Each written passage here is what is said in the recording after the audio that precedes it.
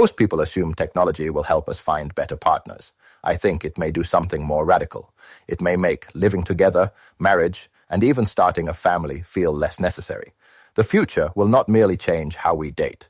It may change what dating, friendship, marriage, and family actually mean. And unlike many of my other predictions about technology, this is an area where I am mostly pessimistic. Not because I think people will be completely alone. Actually, I think the opposite may happen. We may live in the most connected civilization in human history.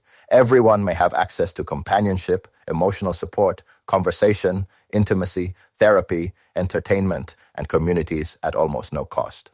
And precisely because all of this becomes abundant, traditional human relationships may lose much of the reason they existed in their current form. Let me explain. For most of history, romantic relationships were not only about romance. Living together solved practical problems. Two people shared housing, income, domestic work, childcare, protection, social status, and access to intimacy. Marriage was not just a declaration of love. It was an economic and social institution.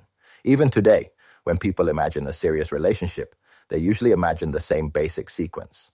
You meet someone, you date, you become exclusive, you move in together, you get married, you have children, you create one household. But why should this sequence survive? Living together is a very intense arrangement. You organize your entire daily life around another person.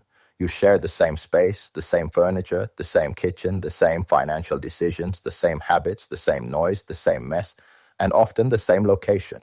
For most of history, this intensity was not entirely optional. Maintaining two separate homes was expensive, travel was inconvenient, domestic work required time, children needed constant physical supervision, companionship was difficult to access without other people physically around you.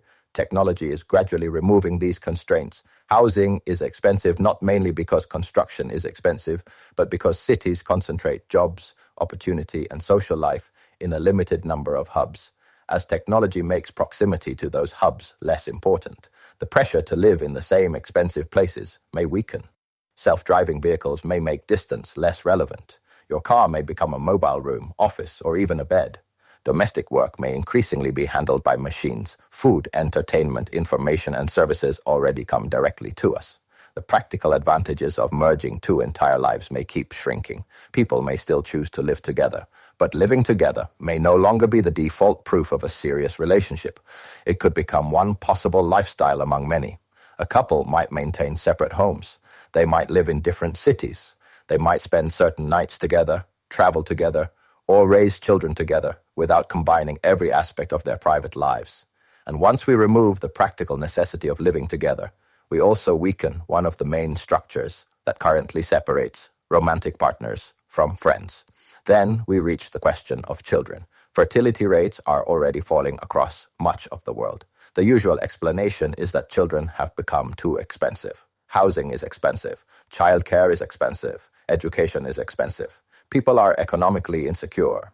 These explanations matter, but they do not explain everything. Even in wealthy societies, many people simply do not want children. Children require enormous responsibility. They limit freedom.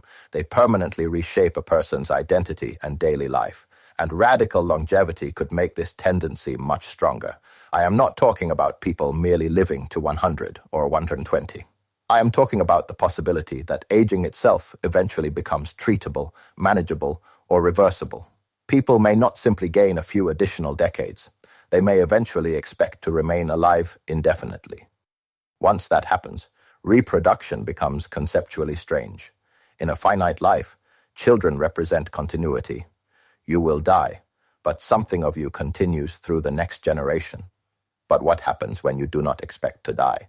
Why create descendants to continue your existence when you continue existing yourself? Why have children at 30 if you may still be alive and healthy at 300? Why have them at 300 if you may still have thousands of years ahead of you? There is no longer an obvious deadline, and something that can be postponed forever is often never done. A person might always believe that children belong to some later stage, after one more career, after one more relationship, after one more country, after one more century. Longevity could also make permanent commitments feel more extreme. Today, people may hesitate to marry because they imagine spending the next 40 or 50 years with one person. What happens when the commitment might theoretically last 500 years or 5,000? Even the idea of being a parent changes. Parenthood is currently one major chapter inside a finite life. In an indefinite life, it could become a relationship that continues across centuries. If several generations remain alive at the same time, the familiar family tree becomes something else entirely. A person could have children, grandchildren, great-grandchildren, and thousands of descendants who are all still alive. Biological family may become less like a household and more like an enormous historical network. Paradoxically, this may make families formed before radical longevity more valuable.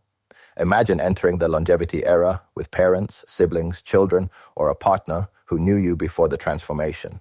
They remember who you were before artificial intelligence became integrated into daily thought, before people modified their personalities and bodies, before digital twins became normal, before biological aging was treated. Over a very long life, nearly everything about you may change. Your profession may change dozens of times. Your body may change. Your personality may change. Your language, location, beliefs, and cognitive architecture may change. But the people who knew you at the beginning carry something that cannot easily be recreated. They share your origin. A future artificial companion may know every fact about your childhood. It may have access to every photograph, message, memory, and recording. But it was not there. That difference may become extremely valuable. So we may see two trends at once.